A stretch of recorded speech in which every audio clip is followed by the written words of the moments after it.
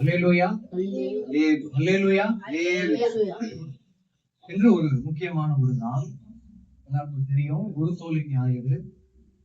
இந்த குருத்தோலை ஞாயிறு அப்படின்னும் போது இதற்கு பல ஆவிக்குரிய அர்த்தங்கள் இருக்கிறது. நம்ம தேவனுடைய வார்த்தைக்குள்ளாக போவதற்கு முன்பதாக ஒரு சில காரியங்கள் நான் சொல்லிவிட்டு தேவனுடைய வார்த்தைக்குள்ள போறேன். ஒரு பாடல் ஒரு 2-3 மாதங்களுக்கு முன்பாக தேவன் எனக்கு தந்த பாடல். அது எப்படின்னா, புல்லாங்குழல் உங்களுக்கு தெரியும், எல்லாருக்குமே தெரியும். புல்லாங்குழல்ல காற்று நுழைந்தால்தான் அதற்கு இசை வரும். ஆனால் அந்த புல்லாங்குழலில் புயல் இருக்குல்ல, அது நுழைந்தால் இசை வராது. அப்ப புல்லாங்குழல்ல என்ன நுழையணுமா? காற்று, ஆண்டவராகிய இயேசு கிறிஸ்து நுழைய வேண்டும்.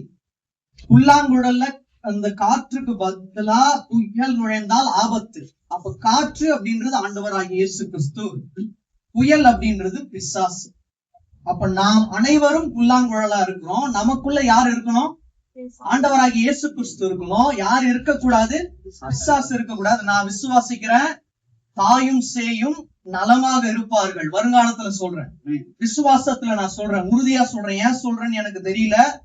பலவிதமான போராட்டங்கள், உள்ளுக்குள்ள வேதனை இருக்கு, சோகங்கள் இருக்கு. அதனாலதான் இந்த பாடல்ல இப்படியாக தேவன் வந்து எழுதினார். உள்ளுக்குள் வெள்ளம் கவலையில் இல்லம், ஆனாலும் உடைவேனா, கண்ணீரில் நெஞ்சம் பஞ்சான பின்னும் ஜெபிப்பதை விடுவேனா. உள்ளுக்குள் வெள்ளம் கவலையில் இல்லம், ஆனாலும் உடைவேனா, கண்ணீரில் நெஞ்சம் பஞ்சான பின்னும் ஜெபிப்பதை விடுவேனா. உள்ளுக்குள் வெள்ளம் போல போராட்டங்கள் இருக்கலாம், இல்லத்துல பலவிதமான சோதனைகள் இருக்கலாம், சோகங்கள் இருக்கலாம். ஆனாலும் உடைவேனா. ஏன் உடைய மாட்டேன்னா, என் கூட ஒருத்தர் இருக்காரு, அவர் என்னோட சோகங்களை மாற்ற வல்லவர். அதனாலதான் இதை நான் விசுவாசத்துல உறுதியா இருக்கிறதுனால சொல்றேன். தாயும் சேயும் நலமா இருப்பீர்கள், சாட்சிகளா இருப்பீர்கள். யார் உங்க கூட அன்று இருந்தாலும் இல்லாவிட்டாலும் அவர் உங்க கூடயே இருப்பார். இரவும் பகலுமாக உங்க கூடயே இருப்பார். விசுவாசத்துல உறுதியா இருக்கிறதுனால இந்த பாடல் என்ன பண்றீங்க, என் கூட சேர்ந்து பாடுங்க. உள்ளுக்குள் வெள்ளம் கவலையில் இல்லம், ஆனாலும் உடைவேனா, கண்ணீரில் நெஞ்சம் பஞ்சான பின்னும் ஜெபிப்பதை விடுவேனா. என் கூட சேர்ந்து பாடுங்க. உள்ளுக்குள் வெள்ளம் கவலையில் இல்லம், ஆனாலும் உடைவேனா, கண்ணீரில் நெஞ்சம் பஞ்சான பின்னும் ஜெபிப்பதை விடுவேனா. ஒரு விசை கூட. உள்ளுக்குள் வெள்ளம் கவலையில் இல்லம், ஆனாலும் உடைவேனா, கண்ணீரில் நெஞ்சம் பஞ்சான பின்னும் ஜெபிப்பதை விடுவேனா. எதை மட்டும் விடக்கூடாதா? ஜெபம் பண்றதை மட்டும் விடக்கூடாது. நம்ம ஒன்று கூடி இருக்கிறோம். சிறிது நேரம் கழித்து நீங்க உங்களுடைய பாதைக்கு போயிடுவீங்க, நாங்களும் எங்களோட பாதைக்கு போயிடுவோம். ஆனால் பிரியாத சமூகம் ஆண்டவராகிய இயேசு கிறிஸ்து உங்களோடு இருப்பார். எங்க போனாலும் இருப்பார். இங்கே இருப்பாரு, அங்கே இருப்பாரு. ஆனால் உங்களுடைய ஜபம் மட்டும் என்ன ஆக கூடாது, ஒரு நாளும் கீழே விழுந்து போக கூடாது. ஜபத்துல மட்டும் உறுதியா இருங்க. நம்ம நேரடியா தேவனுடைய வார்த்தைக்குள்ள போகலாம்.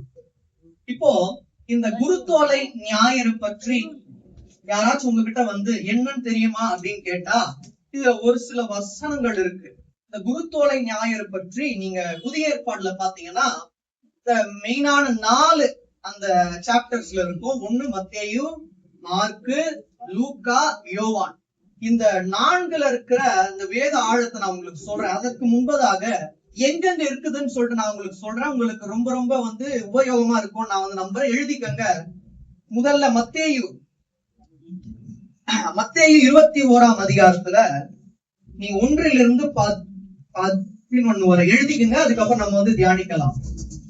மத்தேயு 21ஆம் அதிகாரம் 1 முதல் 11 வரை. இரண்டாவது மார்க்கு 11ஆம் அதிகாரம் 1 முதல் 10 வரை. மார்க்கு 11ஆம் அதிகாரம் 1 முதல் 10 வரை. மூன்றாவது லூக்கா 19ஆம் அதிகாரம் 28லிருந்து 44 வரை.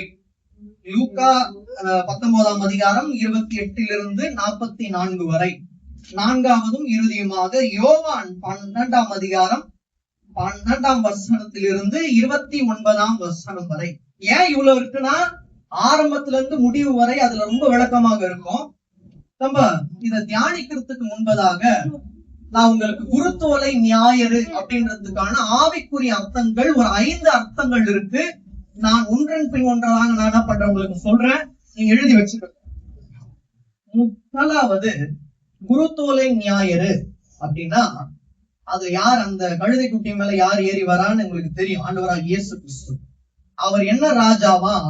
தாழ்மையான ஒரு ராஜாவா. எழுதிக்குங்க, தாழ்மையான ராஜாவின் வெளிப்பாடை குறிக்கிறது. தாழ்மையான ராஜாவின் வெளிப்பாடு ஒன்று. இரண்டாவது, இதுல எல்லாருக்கும் தெரியும் ஓசன்னா அப்படின்னுவாங்க, ஓகேங்களா? ஓசன்னா அப்படின்னா இதுக்கு ஒரு ஆவிக்குரிய அர்த்தம் இருக்குது. அது வந்து ரட்சிப்பின் ஏக்கம். என்ன ஏக்கம் இருக்கணுமா? நமக்கு ரட்சிப்பின் ஏக்கம் இருக்கணுமா? அப்ப ஓசன்னான்னு எழுதிட்டு அதற்கு நேராக நீங்க எழுதிக்குங்க ரட்சிப்பின் ஏக்கம். ஒன்று சொன்ன தாழ்மையான ராஜாவின் வெளிப்பாடு ஒன்று. இரண்டாவது ஓசன்னா அப்படின்னா நமக்கு என்ன இருக்கணுமா? ரட்சிப்பின் ஏக்கம் இருக்கணுமா?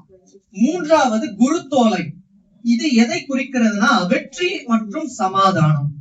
எங்களுக்கு வெற்றியையும் சமாதானத்தையும் தேவன் தருவார் அப்படின்னு சொல்றவங்க மாத்திரம் கைகளை வச்சு கண்டிப்பா வெற்றியும் சமாதானத்தையும் தேவன் கொடுப்பார். எப்பவுமே அல்லேலூயா நம்ம சொல்றதுக்கு முன்பதாக ஊழியர் என்ன சொல்றாருன்னு கேட்டுக்கோங்க. தோல்வி சமாதானம் இல்லாமை அப்படின்னு சொல்றவங்க மட்டும் கைகளை உயர்த்துங்க அப்படின்னு சொன்னா நீங்க என்ன பண்ணக்கூடாது, கைகளை உயர்த்தி ஒரு அல்லேலூயா சொல்லக்கூடாது. நமக்கு என்னவா? நமக்கு வெற்றி சமாதானம், வெற்றியையும் கொடுப்பார், குடும்பம் முழுவதும் சமாதானமாகவும் இருக்கும். விசுவாசிகள் மாத்திர கைகளை உயர்த்தி. அப்ப மூன்றாவது என்ன சொன்ன? குருத்தோலை அப்படின்னா வெற்றி மற்றும் சமாதானம். நான்காவது, இதுல ஒரு முக்கியமான வார்த்தை இருக்கு, வெளிப்புற ஆராதனை, அப்புறம் உள்ளார்ந்த மாற்றம். நம்ம வெளியே ஆராதிக்கணும், உள்ளத்துல தேவன் இருந்தாதான் வெளியே நம்மளால திருப்தியா ஆராதிக்க முடியும். வெளியில நம்ம ஆராதிக்கணும் அப்படின்னா உள்ளத்துக்குள்ள தேவன் இருக்கணும். இது எப்படி எழுதிக்கிறீங்கன்னா வெளிப்புற ஆராதனை, உள்ளார்ந்த மாற்றம். நீங்க உள்ளத்தின் ஆழத்திலிருந்து வெளியில் ஆண்டவரை மட்டும் ஆராதிப்பீர்களானால் உள்ளத்துக்குள் மாற்றங்களை தர தேவன் வல்லவராயிருக்கிறார். ஐந்தாவதும் இறுதியுமாக ராஜாவை ஏற்கிறோமா மறுக்கிறோமா? சில நேரங்கள்ல ஏற்போம். எனக்கு நன்மையான ஈவுகளை தந்தால் ராஜாவாகிய தேவனை ஏற்கிறோம், தீமையை தந்தால் தேவனை மறுக்கிறோம். எப்பவும் என்ன பண்ணக்கூடாது? மறுக்க கூடாது, இறுதி வரை ஏற்கணும். அப்ப இந்த குருத்தோலை ஞாயிறுல இறுதியா தேவன் உங்களுக்கு சொல்ற விஷயம் என்ன அப்படின்னா அது ரொம்ப ரொம்ப முக்கியமானது. ராஜாவை ஏற்றுக்கொண்டு வாழ வேண்டும், அவரை மறுக்க கூடாது. நம்ம ஏற்றுக்கொண்டதுனாலதான் இந்த ஐக்கியத்துடன் தேவனுடைய வார்த்தையை கேட்டுக்கொண்டிருப்பதும். இந்த ஐந்துமே ஆவிக்குரிய ஆழங்கள். இந்த ஐந்தையும் தனித்தனியாக பிரித்து பேசாமல் தேவன் ஐந்தையும் ஒரு மையமாக கொண்டு உள்ளடக்கி பேச சொன்னதுனால நான் உங்களுக்கு ஒரு சில காரியங்களை மட்டும் சொல்றேன். இதுல இருக்கிற ஒரு உள் ஆழங்கள் ஒண்ணு இருக்கு, அதை நீங்க புரிந்து கொள்ளணுன்றதுக்காக சொல்றேன். ஒன்றன் பின் ஒன்றாக நீங்க எழுதிக்கங்க. மத்தேயு 21ஆம் அதிகாரம் 5வது, ராஜாவை நாம் ஏற்றுக்கொள்ள வேண்டும், மறுக்க கூடாது. அதான் நான் உங்களுக்கு நான் சொன்னேன், ராஜாவை ஏற்கிறோமா மறுக்கிறோமா அப்படின்னு எழுதிட்டு ஒரு கேள்வியாக எழுதிட்டு எப்படி எழுதுங்க, ராஜாவை ஏற்கிறோமா மறுக்கிறோமா அப்படின்னு ஒரு கேள்வியாக எழுதிட்டு கீழே விடையாக ராஜாவை என்னாலும் மறுக்க கூடாது, என்னாலும் ஏற்றுக்கொண்டு வாழ வேண்டும். இதுவே குருத்தோலையை குறித்ததான ஒரு உள் ஆழம். இப்ப நம்ம நேரடியாக தேவனுடைய வார்த்தைக்குள்ள போகலாமா? சரி, மத்தேயு 21ஆம் அதிகாரம் 4-5 வாசிங்க. இதோ ராஜா சாந்தம் உள்ளவராய் கழுதையின் மேலும் கழுதை குட்டியாகிய மரியின் மேலும் ஏறிக்கொண்டு உன்னிடத்தில் வருகிறார் என்று சீயோன் குமாரத்திகள் சொல்லுங்கள் என்று தீர்க்கதரிசியா உரைக்கப்பட்டது நிறைவேறும்படி இதெல்லாம் நடந்தது. தீர்க்கதரிசியினால் சொல்லப்பட்டது உரைக்கப்பட்டது நிறைவேறும்படி இதெல்லாம் நடந்தது. உரைக்கப்பட்டது நிறைவேறும்படி இதெல்லாம் நடந்தது. இந்த 4-5 இருக்கு பாத்தீங்களா? இது ரொம்ப ரொம்ப முக்கியமானது. முன்பதாக தீர்க்கதரிசியினால் உரைக்கப்பட்டது இன்று நிறைவேறுகிறது. என்னன்னா 4 வாசிங்க. இதோ இதோ உன் ராஜா சாந்த குணம் உள்ளவராய். அவர் யாரா? சாந்த குணம். அதனாலதான் நாமும் சாந்த குணமா இருக்கணும், கோபப்பட்டு இருக்க கூடாது. சாந்த குணமாய் நாம் இருப்போமானால் அந்த ராஜாவை தரித்து கொண்டவர்களா இருப்போம். அப்போ விசுவாசிக்கிறவங்க நாங்கள் ராஜாவை தரித்து கொண்டிருக்கோம், வாழ்நாள் முழுவதும் சாந்த குணமா இருப்போம்னு சொல்றவங்க மாத்திரம் ஒரு கைகளை உயர்த்தி ஒரு அல்லேலூயா. முதல்ல சாந்த குணமா இருக்கணும். ஏன் இருக்கணும்? ராஜாவாகி இயேசு கிறிஸ்து சாந்த குணமா இருக்கிறதுனால நாமும் சாந்த குணமா இருக்கணும். வாசிங்க, அப்படியே வாசிங்க. நாள்ல கழுதையின் மேலும் கழுதை குட்டியாகிய. இப்ப ரெண்டு அர்த்தம் இருக்கு, கழுதையின் மேலும் கழுதை குட்டி. அப்பனா பெரியோர் சிறியோர். அப்ப கழுதை அப்படின்றது பெரியோரை குறிக்கிறது, அந்த கழுதை குட்டி அப்படின்றது சிறியோரை குறிக்கிறது. அதனால என்ன அர்த்தம்னா பெரியோர் சிறியோர் நம்ம தான் வேற்றுப்படுத்தி பார்ப்போம். ஆண்டவராகிய இயேசு கிறிஸ்துக்கு அனைவரும் சமமாக இருக்கிறோம். பெரியோரையும் சிறியோரையும் இங்க வந்த யாவரையும் இன்று மட்டும் இல்ல, வாழ்நாள் முழுவதும் தேவன் ஆசீர்வதிக்க வல்லவராயிருக்கிறார். மணியின் மேலும் ஏறிக்கொண்டு உன்னத்தில் வருகிறவர் என்று. எங்க வராரா?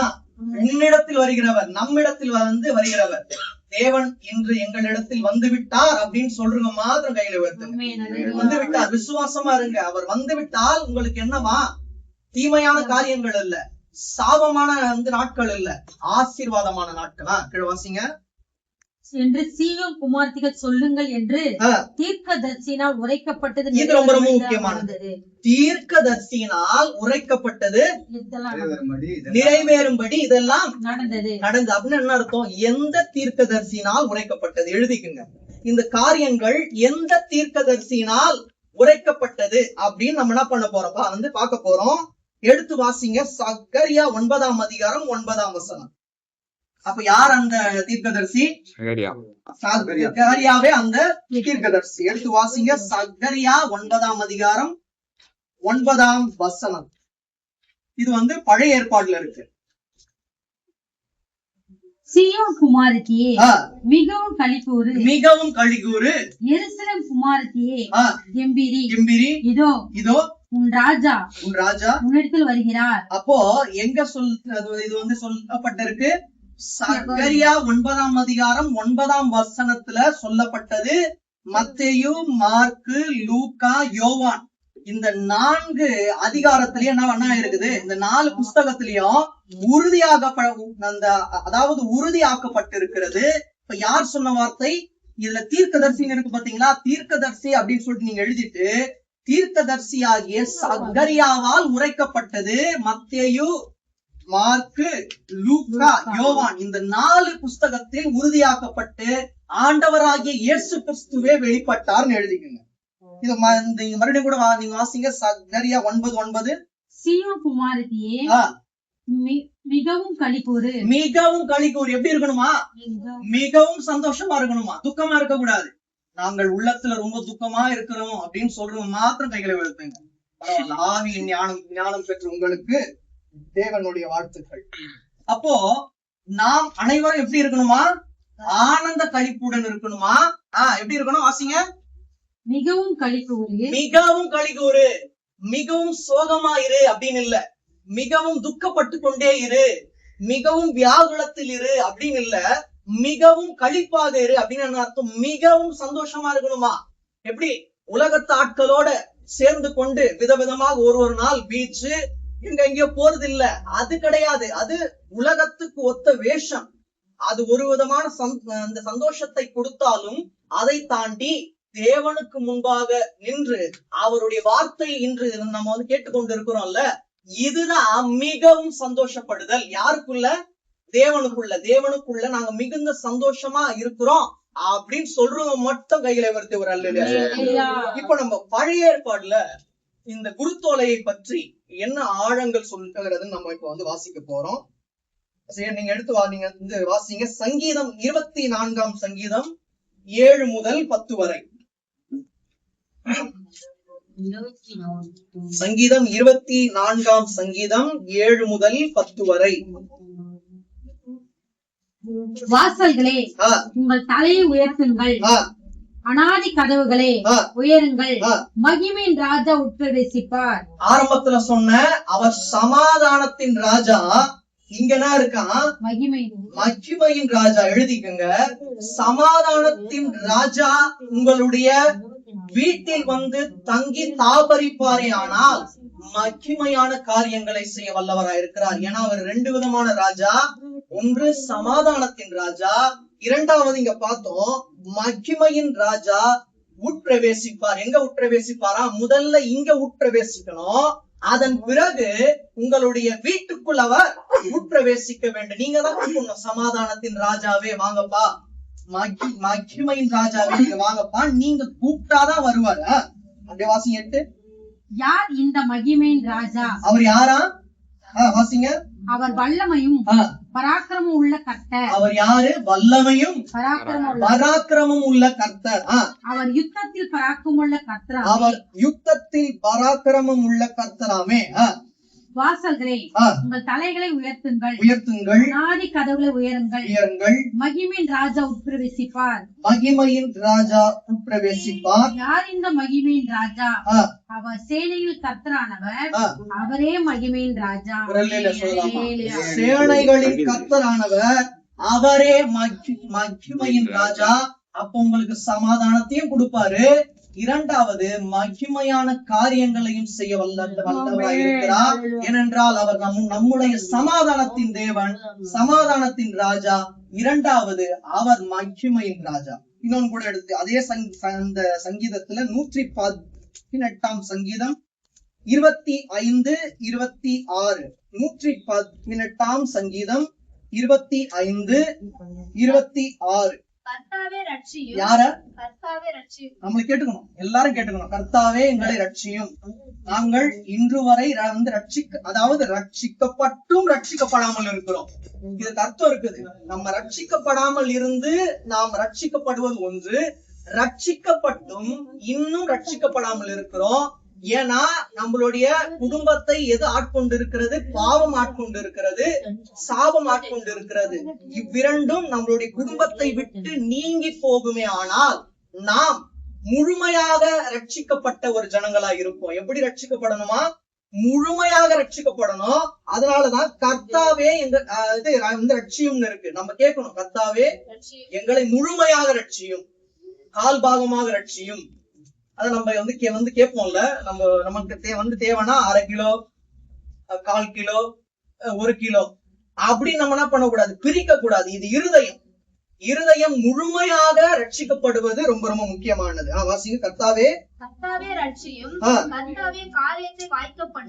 நான் விசுவாசிக்கிறேன், நீங்க எந்தெந்த காரியத்துக்காக வேண்டிக் கொண்டு இருக்கீங்களோ அந்த காரியங்களை தேவன் வாய்க்கும்படியாக செய்வார். நான் விசுவாசிக்கிறேன். தேவனுடைய சித்தம் இல்லைன்னா அவங்க இங்க வந்து தேவனுடைய வார்த்தையை கேட்டுக்கொண்டு இருக்க முடியாது. தேவனுடைய சித்தம் இருக்கிறதுனாலதான் தேவனுடைய வார்த்தையை நீங்கள் கேட்டுக்கொண்டு இருக்கீங்க. கர்த்தர் உங்களுடைய காரியத்தை வாய்க்க பண்ணுவார். நான் விசுவாசிக்கிறேன்.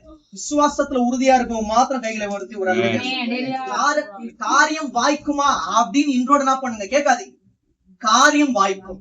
ஏன்னா காரியத்தை மேன்மையாக்கக்கூடிய கர்த்தர் என்னோட இருக்கிறார். அதனால என்னுடைய காரியங்களை உலக மனிதர்கள் வாய்க்குமாமா அப்படின்னு கேட்கலாம். நீங்கள் அழுது கொண்டிருப்பது தேவனுக்கு தெரியும். காரியத்தை வாய்க்கும்படியாக தேவன் செய்வார். நம்பிக்கையோட இருங்க. அதாவது நம்பிக்கையோட சிலைகளே அரணுக்கு திரும்புங்கள், ரெட்டிப்பான நன்மை தருவேன், இன்றைக்கு நாளைக்கே கொடுப்பேன் இல்ல. ஒரு டேட் கொடுத்து 29ஆம் தேதி கொடுப்பேன், அடுத்த மாசம் 29ஆம் தேதி கொடுப்பேன் இல்ல, ஈஸ்டர் அன்னைக்கு கொடுப்பேன் இல்லம்மா குட் ஃப்ரைடே அன்னைக்கு நான் வந்து கொடுக்கலான்னு பார்த்தேன், நீங்க அன்று துக்கமுகமா இருப்பீங்க, அதனால ஈஸ்டர் அன்னைக்கு கொடுப்பேன்னு எழுதியிருக்கா? இல்ல, இன்றைக்கே கொடுப்பாராம். ரெட்டிப்பான நன்மையா? சாதாரண நன்மைக்காக நீ என்ன இருப்பீங்க, காத்து கொண்டு இருக்கலாம். ஆனால் ரெட்டிப்பான நன்மையை தர தேவன் வல்லவராய் இருக்கிறார். கண்டிப்பாக உங்களுடைய காரியங்களை வாய்க்கும்படியாக தேவனே செய்வார். உலக மனிதர்களால அடைக்கப்பட்ட ஒரு கதவாக இருக்கலாம். அந்த ஒரு கதவை யாரால வந்து துறக்க முடியாது இருக்கலாம். அந்த கதவை தான் உங்களோட வாழ்க்கையில் துறக்க தேவன் வல்லவராய் இருக்கிறார். கண்டிப்பா நான் விசுவாசிக்கிற அடுத்த தடவை நீங்க இங்க வந்து வரும்போது நானும் என்னுடைய பிள்ளையும் நலமாக இருந்தோம், இன்றும் இருக்கிறோம், நாளையும் இருப்போம். தேவன் எங்களுடைய காரியத்தை வாய்க்க செய்தார், இன்றும் செய்கிறார், நாளையும் செய்வார் என்ற விசுவாசத்துல உறுதியா நின்னு சந்தோஷமா இருக்கேன் அப்படின்னு நீங்க சொல்லும்படியாக தேவன் செய்வார். விசுவாசிங்க மாத்திரம் கைகள். 26 வாசிங்க. கர்த்தருடைய நாமத்தினாலே ஆ. வருகிறவர் இதை ஸ்தோத்திரிக்கப்பட்ட ஏன் உங்களுக்கு சொல்றேன்னா, நான் உங்களுக்கு இந்த 4 சொன்னேன் பாத்தீங்களா, மத்தேயு, மார்க்கு, லூக்கா, யோவான். இதுல இந்த பழைய ஏற்பாடும் இந்த 4 புஸ்தகங்களும் இணைக்கப்பட்டு இருக்கிறது. நீங்க வீட்டுக்கு சென்று நீங்க வாசிச்சு பார்த்தா இதுல உள்ள ஆழங்கள் இருக்கு. இத பாருங்க. கர்த்தருடைய நாமத்தினாலே வருகிறவர் ஸ்தோத்தரிக்கப்பட்டவர். அவர் யாரு? ஆண்டவராகிய இயேசு கிறிஸ்து. அதாவது கர்த்தராகிய தேவனும் அவர்தான், ஆண்டவராகிய இயேசு கிறிஸ்துவும் அவர்தான். அதாவது கர்த்தருடைய நாமத்தினாலே வருகிறவர் ஸ்தோத்தரிக்கப்பட்டவர். கர்த்தருடைய ஆலயத்தில் இருந்து உங்களை ஆசீர்வதிக்கிறோம். இந்த ஆசீர்வாதம் இந்த ஆலயம் மட்டும் இல்ல, நாம் ஒருவருமே ஒரு ஆலயம் தான். அப்ப அந்த ஆலயமாகிய இருதயத்துக்குள்ள யார் இருக்கணும்? ஆண்டவராகிய இயேசு கிறிஸ்து மட்டும்தான் இருக்கணும். அவ்வாறு இருப்பாரே ஆனால் உங்களுடைய சிறையிருப்பை மாற்ற தேவன் வல்லவராய் இருக்கிறார். இன்னொன்னு கூட நம்ம எடுத்து வாசிக்கலாம். ஏசாயா 62 11 வசனம். ஏசாயா 62:11.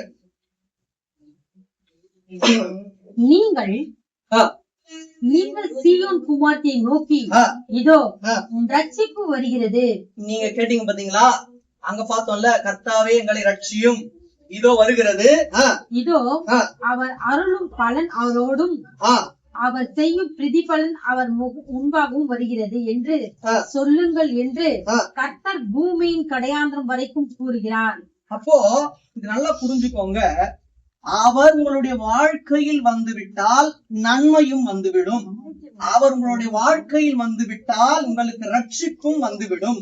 அப்ப ரட்சிப்பு உங்களுடைய வீட்டுக்குள் வர வேண்டுமானால், இருதயத்துக்குள் வர வேண்டுமானால், தேவன் உங்களுடைய இருதயத்தில் வந்து தங்க வேண்டும். அவ்வாறு தங்குவார்னா நீங்க கேட்ட ரட்சிப்பு ஆயிடும், உங்களுடைய இருதயத்துக்குள் வந்து தங்கும். அதனாலதான் கர்த்தாவே ரட்சியும். ரெண்டுமே வேறு பிரிக்கப்பட்டாலும் அது இணைக்கப்பட்டு இருக்கிறது. எப்படி? கர்த்தாவே நீங்க ஃபர்ஸ்ட் வாங்க, அதனாலதான் கர்த்தாவே, அதன் பிறகு ரட்சியும். என்ன பண்றாரா? சீயோன், நீங்கள் சீயோன் குமாரத்தியை நோக்கி, இதோ உன் ரட்சிப்பு வருகிறது. நாங்க முழுமையாக ரட்சிக்கப்பட்டுட்டோம் அப்படின்றது இல்ல. இன்னும் கூட நம்ம கிட்ட ஏதோ ஒரு பாவங்கள், தேவனுக்கு சில காரியங்கள் நம்மளுடைய இருதயத்தையும் நம்மளோட மாம்சத்தையும் ஆட்கொண்டு இருக்கலாம். ஆனால் உங்களுக்கு முழுமையான ரட்சிப்பு விரைந்து வருகிறது. இந்த குருத்தோலை ஞாயிறுல தேவன் சொல்றதுனால நான் உங்களுக்கு சொல்றேன், நீங்கள் இந்நாள் வரை அந்த ரட்சிப்பை பெற்றுக்கொள்ளாமல் இருக்கலாம். ஆனால் முழுமையான ரட்சிப்பை நீங்கள் பெற்றுக்கொள்ள வேண்டுமானால் முழுமையான தேவன் உங்களுடைய இருதயத்துக்குள் வரணும். முழுமையான தேவன் எப்ப வருவார்னா, உங்களுடைய இருதயம் முழுமையாக தேவனுக்கென்று ஒப்புவிக்கப்படும் போது அந்த முழுமையான தேவன் வருவார். நான் பாதியை தேவனுக்கென்றும் பாதியை எனக்கென்றும் எடுத்துக் கொள்கிறேன். சந்தோஷமாய் காலை முதல் மத்தியானம் வரை சந்தோஷமாக இருப்பது என்னுடைய சுயம். மத்தியானம் முதல் இரவு வரை தேவனுக்கு நேரம் கொடுக்கிறோம் அப்படின்னா நமக்கு ரட்சிப்பையும் தேவன் என்ன பண்ணுவாராம்? குறுகிதான் கொடுப்பாரு. காலையும் மாலையும் எவ்வேளையும் தேவனையே துதித்து பாடிக்கொண்டிருப்பேன். வேத வசனத்தில் உறுதியா இருப்பேன். ஜப வாழ்க்கையில் நான் தரித்திருப்பேன். அப்பொழுது தேவன், அந்த சமாதானத்தின் ராஜா, மகிமையின் ராஜா, என்னுடைய இருதயத்தை முழுமையாய் ஆளுகை செய்வார். அப்பொழுது எனக்கு என்ன வரும்? முழுமையான ரட்சிப்பு வரும். இன்னொன்று கூட நம்ம எடுத்து வாசிக்கலாம். 2 சாமுவேல் 7ஆம் அதிகாரம் 12ஆம் வசனத்திலிருந்து 16ஆம் வசனம் வரைக்கும் வாசி. 2 சாமுவேல் 7ஆம் அதிகாரம் 12ஆம் வசனத்திலிருந்து 16ஆம் வசனம் வரை. உன் நாட்கள் நிறைவேறி நீ உன் பிதாக்களோட நித்திரை பண்ணும் போது நான் உனக்கு பின்பு உன் கர்ப்ப பிறப்பாகிய உன் சந்ததியை எழுக பண்ணி அவன் ராஜ்யத்தை நிலைப்படுத்துவேன். அவன் என் நாமத்துக்கென்று ஒரு ஆலயத்தை கட்டுவான். அவன் ராஜ்யபாரத்தின் சிங்காசனத்தை என்றைக்கும் நிலைக்க பண்ணுவேன். நான் அவனுக்கு பிதாவாய் இருப்பேன். அவன் எனக்கு குமாரனாய் இருப்பான். அவன் அக்கிரமம் செய்தால் நான் அவனை மனுஷருடைய விளையாட்டினாலும் மனுபுத்தருடைய அடிகளாலும் தண்டிப்பேன். உனக்கு முன்பாக நான் தள்ளி விட்ட சவுலின் இடத்திலிருந்து ஆ. என் கிருபையை விலக்கினது போல ஆ. அவனை விட்டு விலக்க மாட்டேன். ஆ, உன் வீடும் உன் ராஜ்யமும் என்றென்றைக்கும் எனக்கு முன்பாக ஸ்திரப்பட்டிருக்கும். ஆ. உன் ராஜாசனம் என்றென்றைக்கும் நிலை பெற்றிருக்கும் என்றார் என்று சொன்னார். இதுல ஒரு வார்த்தை இருக்கிறது, நிலை பெற்று இருக்குமா. என்ன நிலை பெற்று இருக்கும்? அவருக்கும் நமக்கும் உள்ளதான உறவு நிலை பெற்று இருக்கும். ஆனால் அவருக்கு பிரியமானதை செய்யும் போது, அவருக்கு பிரியமில்லாததை செய்தால் அவரும் நம்மளுடைய இருதயத்தில் நிலையாக இருக்க மாட்டார், ரட்சிப்பும் நிலையாக இருக்காது. அவர் நம்மளுடைய இருதயத்தில் நின்று அவர் ஃபுல்லா நிறைவாக நிலை பெற்று இருக்க வேண்டுமானால் நம்ம தேவனுக்கு பிரியமானதை செய்யணும். இதுல இந்த 12 இருந்து 14 வரைக்கும் வாசிங்க. நாட்கள் நிறைவேறி நீ உன் பிதாக்களோட நித்திரை பண்ணும் போது நான் உனக்கு பின்பு உன் கர்ப்ப பிறப்பாகிய உன் சந்ததியை எழும்ப பண்ணி அவன் ராஜ்யத்தை நிலைப்படுத்துவேன். அவன் என் நாமத்துக்கென்று ஒரு ஆலயத்தை கட்டுவான். அவன் ராஜ்யபாரத்தின் சிங்காசனத்தை என்றைக்கும் நிலைக்க பண்ணுவேன். இது மறைமுகமாக ஆண்டவராகிய இயேசு கிறிஸ்துவின் ராஜ்யபாரத்தை குறிக்கிறது. அது என்ன ராஜ்யமா? நிலையான ராஜ்யம், நிலை பெறாத ராஜ்யம் அல்ல. இது என்றென்றும் இந்நாள் வரை நிலைத்து நிற்கக்கூடிய ராஜ்யம். அந்த ராஜ்யத்தில் இருக்கிற நாம் அனைவரும் ராஜாவின் பிள்ளைகள். நம்முடைய ராஜா ஆண்டவராகிய இயேசு கிறிஸ்து. அவர் யாரா? சமாதானத்தின் ராஜா, மகிமையின் ராஜா. நம்மளை அப்படியே கீழே தள்ளி அனைவரும் பார்த்து சிரிக்கும்படியாக விட்டுருவாரா? ஒரு நாளும் விடமாட்டா. நம்மளுடைய வாழ்க்கை ஒரு சிரிப்பான வாழ்க்கையா இருக்காது. அனைவரும் கண்டு ஆச்சரியப்படும்படியான ஒரு வாழ்க்கையாக தேவன் மாற்றுவார். இன்னொன்னு கூட நம்ம எடுத்து வாசிக்கலாம். யோவான் 12ஆம் அதிகாரம், ஆரம்பத்துல சொன்னேன், 12ஆம் அதிகாரம் 12ஆம் வசனத்துல இருந்து அப்படியே வாசிங்க. மறுநாளிலே இயேசு எருசலேமுக்கு வருகிறார் என்று பண்டிகைக்கு வந்த திரளான ஜனங்கள் கேள்விப்பட்டு குருத்தோலைகளை பிடித்துக் கொண்டு அவருக்கு எதிர்கொண்டு போகும்படி புறப்பட்டு, ஓசன்னா, கர்த்தருடைய நாமத்தில் வருகிறவர் இஸ்ரவேலின் ராஜா சோதரிக்கப்பட்டார் என்று ஆர்ப்பரித்தார்கள். அல்லாமலும் சீயோன் குமாரத்தியே பயப்படாதே, உன் ராஜா கழுதை குட்டியின் மேல் ஏறி வருகிறார் என்று எழுதியிருக்கிற பிரகாரமாக. இதுதான் உங்களுக்கு சொன்னேன். நம்ம அங்க பார்த்தோம் பாத்தீங்களா? நம்ம மத்தேயு 21ஆம் அதிகாரத்துல 4:5 தீர்க்கதரிசி யார் அப்படின்னு சொல்லிட்டு யார பார்த்தோம்? சகரியாவை பார்த்தோம். இங்க அதாவது எழுதப்பட்டு இருக்கிறது அப்படின்னா சகரியா 9:9 எழுதப்பட்டிருக்கு. யாராச்சும் கேட்பாங்க, யார் அந்த தீர்க்கதரிசி அப்படின்னு கேட்டா, இந்த சகரியா 9:9 என்ன பண்ணுங்க, நீங்க எடுத்து காட்டுங்க. அந்த தீர்க்கதரிசி சகரியா அன்று சொல்லப்பட்டது நிறைவேறினதா இல்லையா? கண்டிப்பாய் நிறைவேறினது. அல்லாமலும் சீயோன் குமாரத்தியே பயப்படாதே, ராஜா கழுதை குட்டியின் மேல் ஏறி வருகிறார் என்று எழுதியிருக்கிற பிரகாரமாக அப்படின்னு என்ன அர்த்தம்? உங்களை குறித்து தேவன் என்ன எழுதியிருக்காரோ அது உங்களுடைய வாழ்க்கையில் கண்டிப்பாய் நடந்தே தீரும். ஆனால் அது தீமையான காரியமா இருக்கக்கூடாது. என்ன காரியமா இருக்கணும்?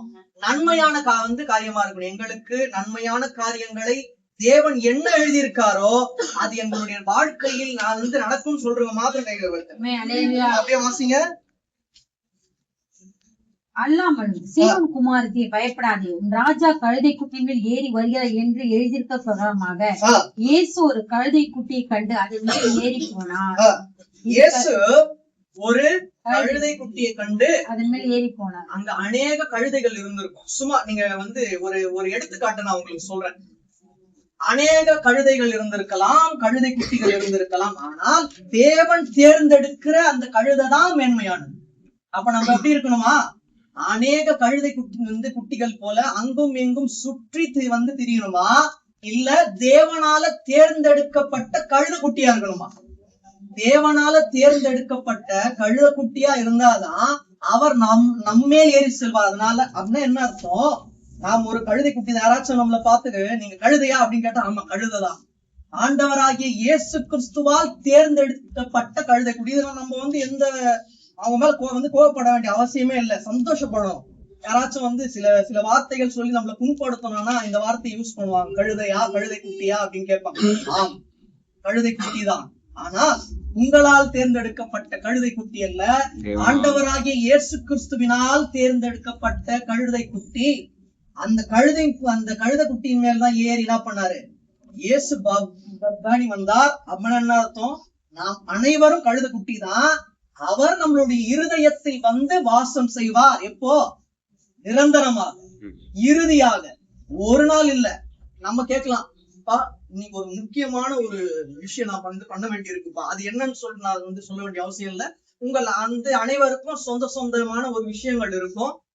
இன்று ஒரு நாள் மட்டும் என்னோட இருதயத்துல நீங்க வேணாப்பா, நீங்க இருதயத்துல இருந்தா என்னால பாவம் செய்ய முடியாது.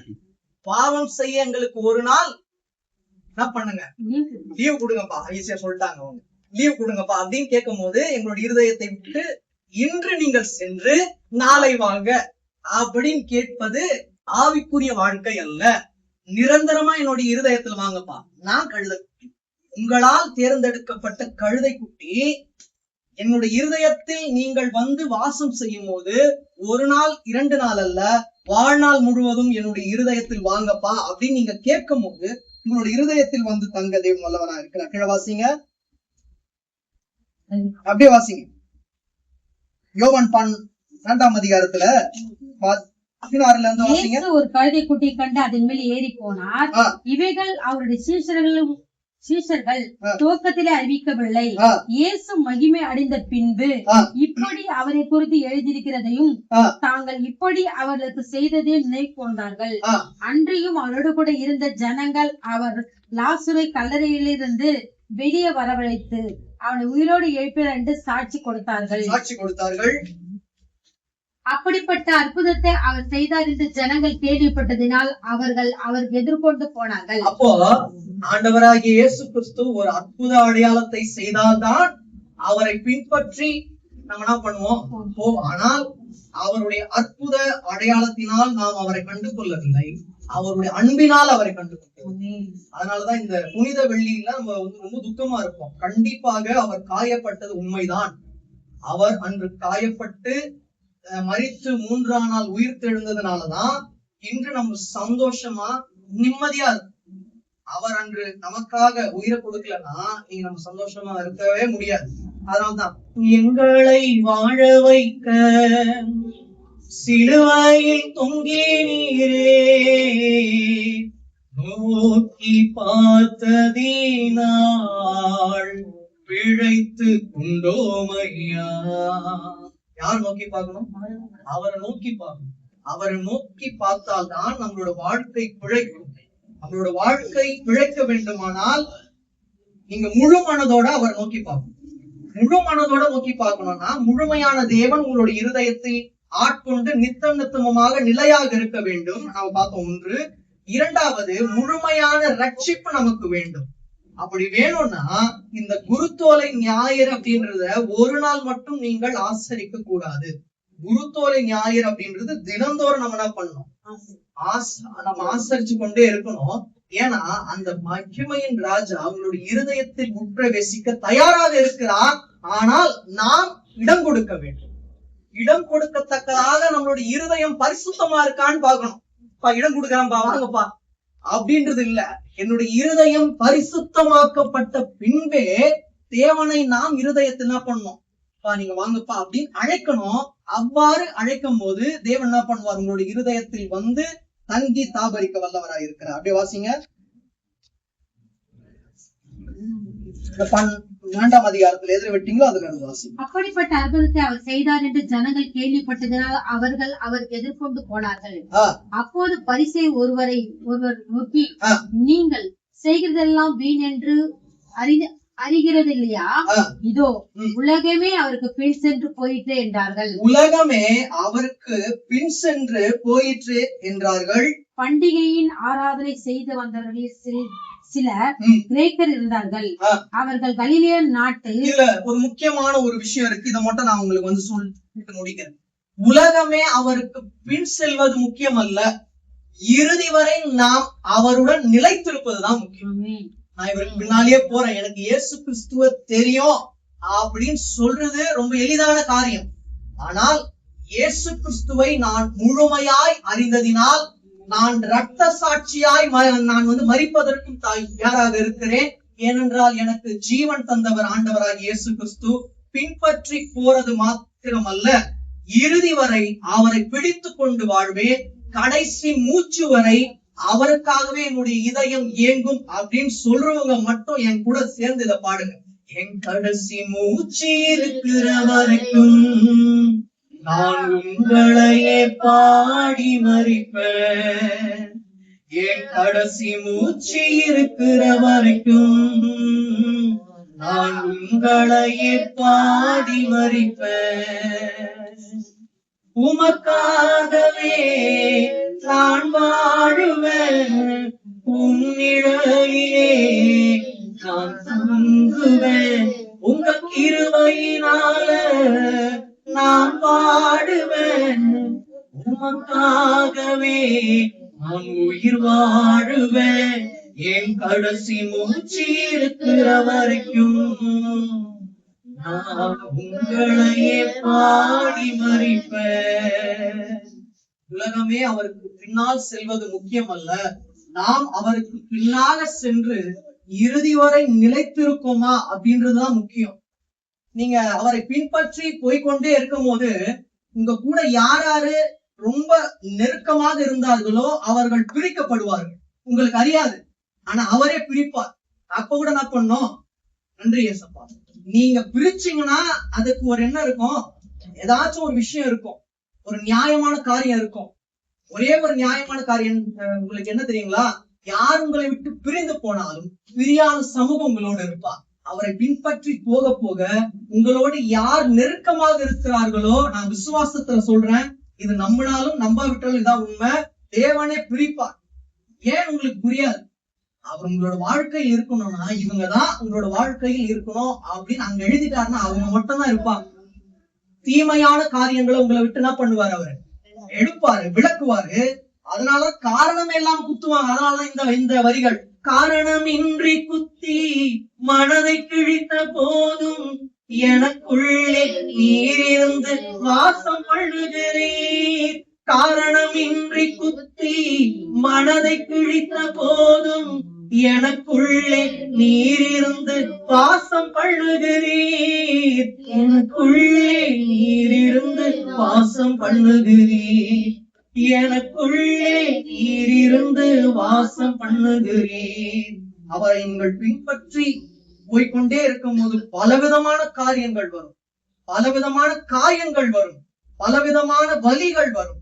ஆனால் உங்களை ஒரு நாளும் துக்கப்பட்டு போகும்படியாக தேவன் செய்ய மாட்டார். ஏன்னா நேற்றும் இன்றும் என்றும் மாறாதவர். அதனாலதான் நேற்று கழிந்த நாள் போல என்னை மறந்து போனார்கள், நேற்றும் இன்றும் என்றும் என்னை நினைத்திருக்கின்றீர். நேற்று கழிந்த நாள் போல என்னை மறந்து போனார்கள், நேற்றும் இன்றும் என்றும் என்னை நினைத்திருக்கின்றீர். நேற்றும் இன்றும் என்றும் என்னை நினைத்திருக்கின்றீர். நேற்றும் என்றும் என்றும் என்னை நினைத்திருக்கின்றீர். உறவுகள் காயப்படுத்தலாம், உங்களுடைய உயிர் தோழர்கள் உங்களை விட்டு பிரிந்து போகலாம். ஆனால் அந்த சமாதான பிரபு உங்களை ஒரு நாளும் விட்டு பிரிந்து போக மாட்டார். நீங்கள் பிரயாணப்பட்டு போகும்போது உங்களோடு இருப்பார். உறவுகள் காயப்படுத்தினாலும் உங்களோடு இருப்பார். தோழர்கள், சகோதரர்கள், உங்களை விட்டு பிரிந்தவர்கள் எல்லாரும் உங்களை போய் பின்னாக பேசினாலும் உங்களோடு இருப்பார். அதனாலதான் உறவென்னை தள்ளி நண்பர்கள் வெறுத்து நேசித்தோர் பகைத்தாலும், உறவென்னை தள்ளி நண்பர்கள் வெறுத்து நேசித்தோர் பகைத்தாலும், என்னை தூக்கி சுமக்கிறீர், என்னை தூக்கி சுமக்கிறீர், என்னை தூக்கி சுமக்கிறீர், என்னை தூக்கி சுமக்கிறீர். என் கடைசி மூச்சு இருக்கிற வரைக்கும் உங்களை பாடி மரிப்பேன். உலகமே அவருக்கு பின்னாக சென்றாலும், யார் அவரை விட்டு பிரிந்து போனாலும் நாம் ஒரு நாளும் அவரை விட்டு பிரிய வந்தவர்கள் வாக்கு கொடுத்தவர்கள், நமக்கு இணையாக இருந்தவர்கள், இணை பிரியாமல் இருந்தவர்கள் அனைவரும் நம்மை விட்டு சென்று விடலாம். அவர் நம்மோடு நித்தமாக இருப்பார். அவர் இருப்பேன் அப்படின்னு ஒரு வாக்கு தத்தத்தை கொடுத்துட்டாருன்னா இந்த குருத்தோலை ஞாயிறுல மட்டும் இருக்க மாட்டாரு. ஒரு நாளும் ஒரு நிமிஷமும் நம்மளோடு இருப்பார். நம்ம எங்க போனாலும் மேகஸ்தம்பமா இருப்பார். இந்த ஒரு வெயில் காலத்துல அநேகர் ஜீவனை விட்டு இருக்கலாம், ஆனால் நம் ஜீவனோடு இருக்கார். அவருடைய பெரிதான கிருபைதான். பெரிதான கிருபை மட்டும் இன்னைக்கு இல்லைன்னா நம்மளுடைய ஜீவன் நம்ம கிட்ட இருந்திருக்காது. நம்ம ஜீவன் தப்பித்து இன்று சாட்சி சொல்லும்படியாக இருக்கிறது என்றால் அவர் ஒருவர் தான். அதனாலதான் குருத்தோலை ஞாயிறு அப்படின்றது ஏதோ நம்ம கேள்விப்பட்டுட்டு விட்டுறோம்ல. குருத்தோலை ஞாயிறு அப்படின்றது இவ்வளவு ஆழங்கள் இருக்கு. நான் விசுவாசிக்கிறேன், நீங்கள் வீட்டுக்கு செல்லும் போது சமாதானத்துடன் போவீர்கள். மகிமையான ராஜா மகிமையான காரியத்தை உங்களுடைய வாழ்க்கையில் செய்வார். அநேக காரியங்களை நம்ம பார்த்தோம். நான் இங்க பேசணும்னு நினைச்சது வேற, ஆனா தேவன் இடைப்பட்டது வேற. அதனாலதான் எப்பவுமே சொல்றது, மாம்சத்தை நம்பி வாழாதீங்க, ஆவியானவரே உங்களுடைய காரியங்களை மேன்மையாக எடுத்து பயன்படுத்துவார். அவரே இன்று உங்களிடம் பேசி இருக்கிறார். அவர் என்னென்ன பேசினாரோ அது ஒன்றுமே தரையில் விழுந்து வீணாக போகாது. விசுவாசத்துல உறுதியா சொல்ற, சந்தோஷமா இருப்பீர்கள், ஆனந்த கழிப்பா இருப்பீர்கள். துக்க நாட்கள் இன்றோடு முடிந்து போகும். கண்களை மூடலாம்.